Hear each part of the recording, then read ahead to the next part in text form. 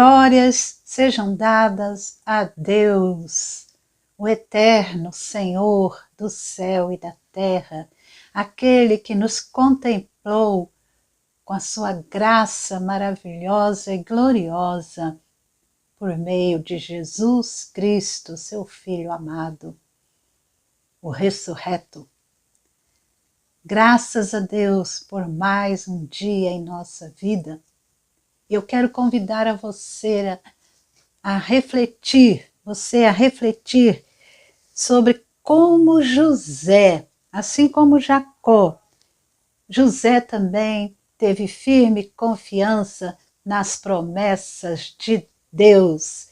Em Gênesis, no capítulo 50, no versículo 24, José, com seus 110 anos de idade, ele diz a seus irmãos: eu vou morrer em breve, mas Deus certamente visitará vocês e fará com que saiam desta terra para ir à terra que jurou dar a Abraão, a Isaque e a Jacó.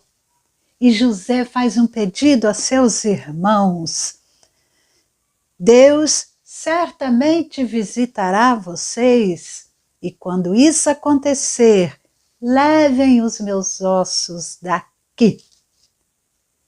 José morreu com a idade de 110 anos e eles, como costume ali no Egito, embalsamaram o corpo e o puseram no caixão no Egito.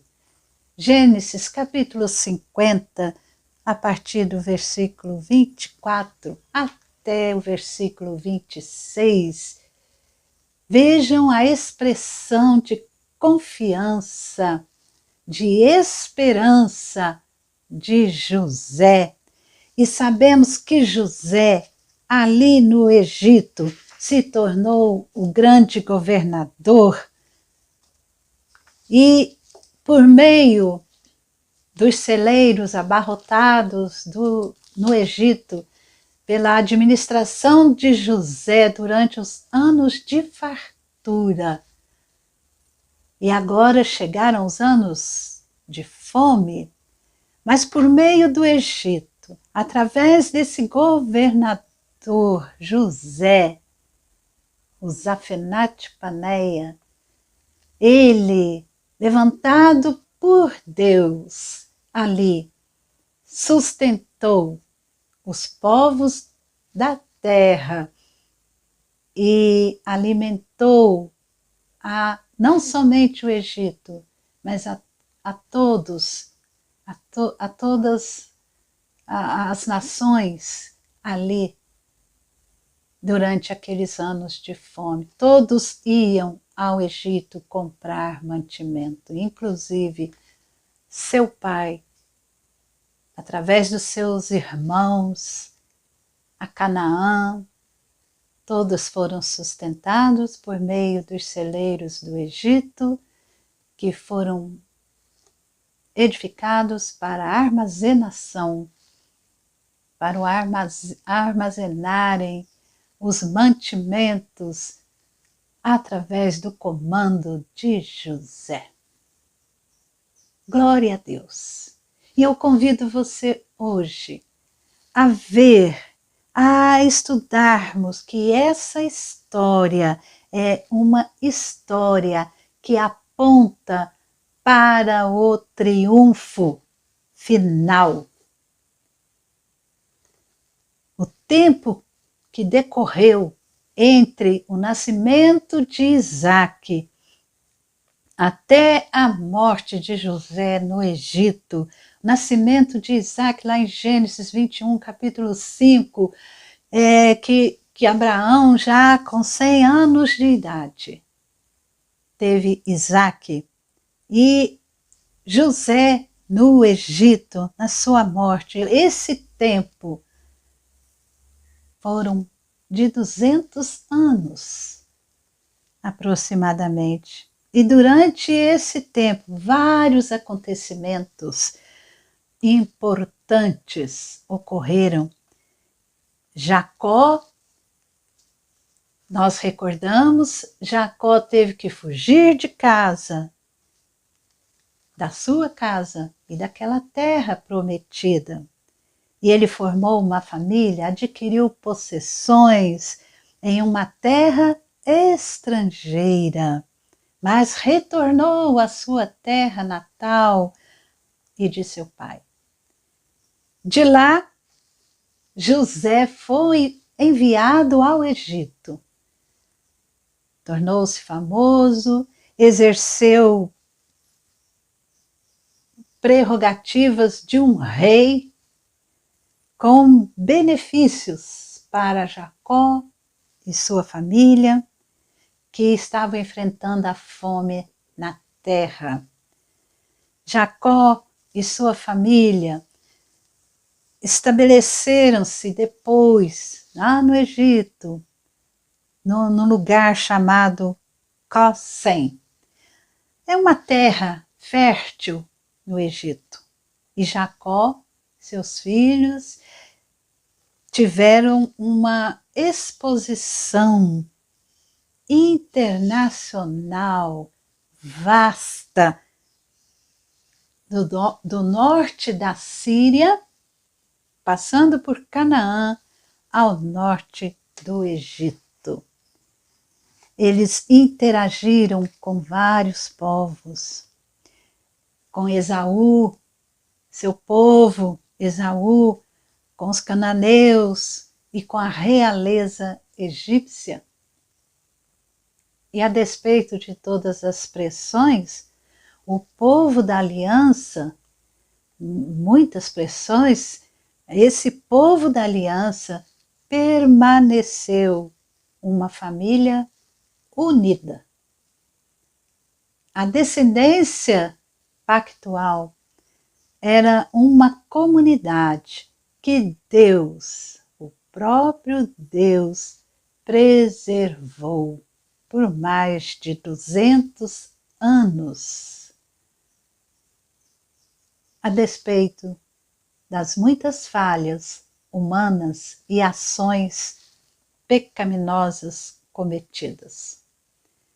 E desde a família de Isaac e Rebeca, durante um período de 2 séculos, 2 comunidades de pessoas surgiram e se desenvolveram. Esaú e seus descendentes, que foram deslocados para Seir, tornaram-se a comunidade edomita, mais tarde a nação de Edom. Então, quando ouvimos falar de Edom na Bíblia, saiba-se que podemos concluir que são descendentes de Esaú. E Jacó e seus descendentes, que foram levados para o Egito, deslocados para o Egito, tornaram-se ali uma comunidade distinta. E depois, mais à frente, o êxodo do Egito, eles tornaram-se a nação de Israel. E nesse processo histórico, indivíduos, pessoas tiveram seus papéis, tomaram decisões, realizaram atividades, sendo que por todas elas foram considerados responsáveis. Cada atitude, cada decisão, os seres humanos, os indivíduos, foram responsáveis por elas. Deus, no entanto, estava dirigindo de maneira soberana suas vidas individuais e públicas.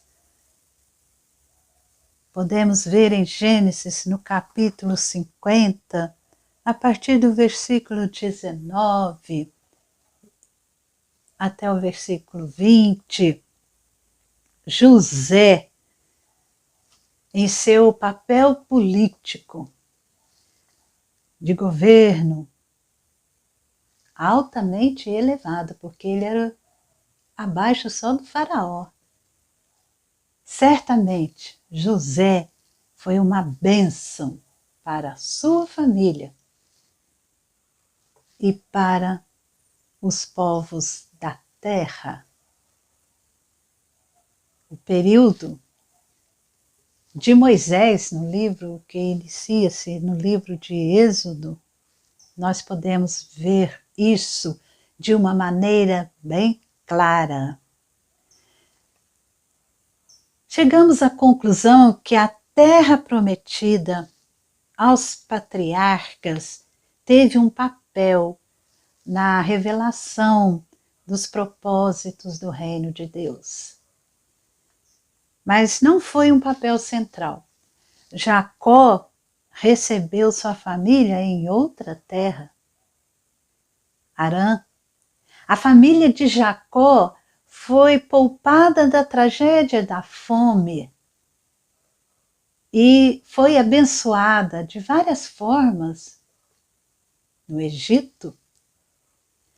Suas vidas e propósitos nela foram revelados e resultaram assim no pleno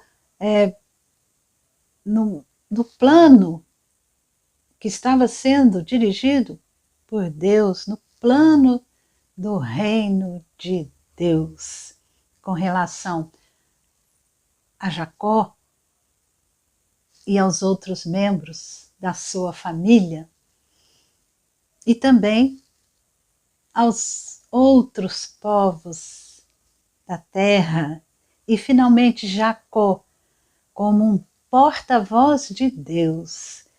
Jacó revelou alguns fatores importantes que deveriam abrir-se em uma revelação, vamos dizer assim, a mais, uma revelação adicional de Deus, de seu plano final, escatológico.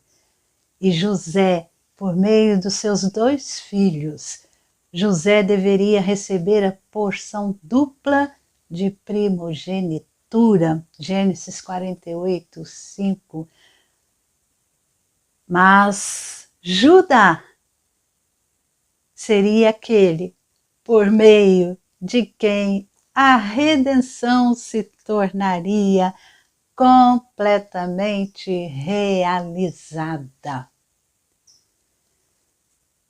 Percebe que nesse panorama, nessa visão da história do povo de Deus, nesse período, a ação divina para garantir o cumprimento das promessas feitas a Abraão, nós vemos a ação de Deus em todos os momentos.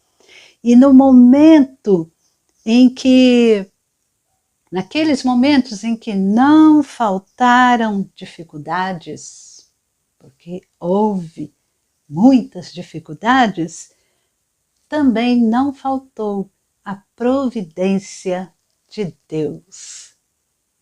E esta lição de José mostra para nós, de um modo talvez não muito comum, mas essa história de José, a lição na vida aqui de José, nos mostra a relação de todos os acontecimentos com as promessas que Deus havia feito. Há uma relação. E mostrar essa relação, porém, não é invenção nossa, não é algo manipulado por nós, mas pelo próprio Espírito Santo de Deus. Quando nós estudamos cuidadosamente a palavra de Deus, a Bíblia, Ele vai nos mostrar claramente essa relação o tempo todo. Então, nós concluímos que a família de Jacó, a família de José, os seus irmãos, foram usados por Deus para a descendência santa crescer e chegar a Jesus Cristo, o descendente. Eu quero encerrar aqui com palavras mostrando o que Henry Law diz em seu livro. E ele diz o seguinte, que a Escritura, a palavra de Deus, é preciosa. Pense, cada cena de José nos apresenta Jesus.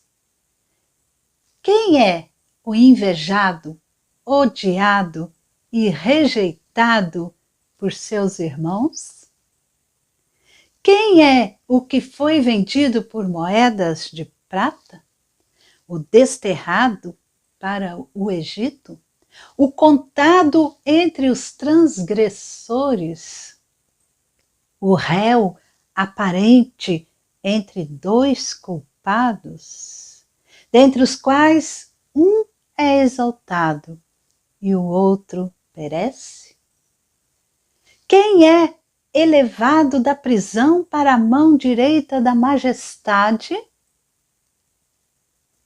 Em todos esses esboços, não pode ser contemplado Jesus Cristo? Em seus ombros é posto o governo. Ele é que salva a sua parentela de perecer. Ele é aquele cujo coração se enterneceu por causa deles, quando não o reconheceram. É para ele que devem fugir os que perecem, os que estão caminhando para a morte, devem voltar-se para ele. Ele é que possui a chave de todos os suprimentos. Nós vemos a história de José, mas a verdadeira pessoa, imagem que nos aparece é Jesus. E assim, encerrando esse estudo sobre José, em que Deus preserva a família da aliança, nós podemos ver que no governo do Rei dos Reis, todos devem e podem ir ao celeiro, que é inesgotável. O de José era esgotável, mas o de Jesus não. E podem obter de graça o suprimento diário para a alma e assim saciarem a fome espiritual. Jesus Cristo é o pão da vida. Assim ele afirmou, e quem vai a ele jamais terá fome. Ele é o verdadeiro alimento que veio do céu e da vida. E quem crê em Jesus Cristo jamais terá fome e também jamais terá sede. Não se tem vida se não se alimentar e saciar a sede em Jesus Cristo. Por isso, Jesus Cristo veio para nos dar vida e vida abundante, conforme lemos em João, capítulo 6, e João, capítulo 10, versículo 10. Eu vim para que tenham vida e a tenham em abundância.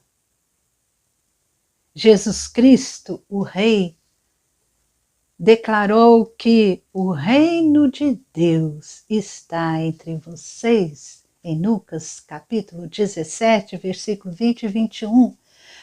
Ele estava respondendo aos fariseus. E ele afirmou com toda a autoridade: o reino de Deus está entre vocês, porque ele é o rei desse reino e ele veio e ele estava vivendo ali entre os seres humanos. E hoje nós,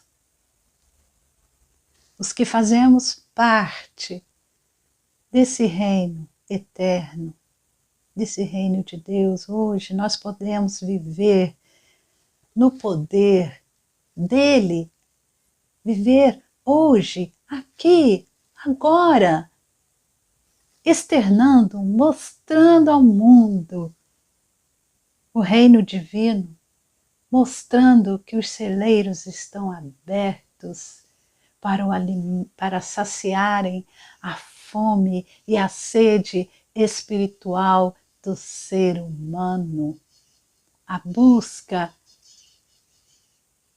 para o sentido da vida, a busca para o preenchimento do vazio do coração e da alma se encontra em Jesus Cristo e Ele sacia a fome, Ele sacia a sede e Ele veio justamente para isso.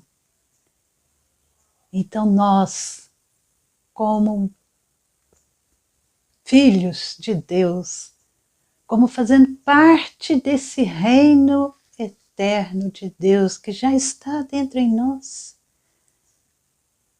nós devemos viver aqui, manifestando a glória de Deus.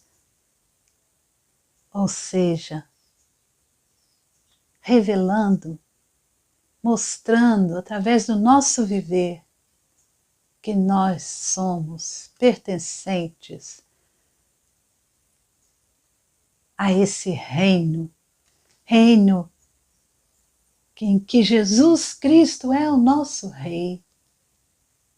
Não Jesus derrotado, mas Jesus Cristo vitorioso, o ressurreto em poder e glória. E que Ele um dia voltará para estarmos para sempre na concretização final de seu reino. Glórias sejam dadas a Deus, hoje e para sempre. Amém.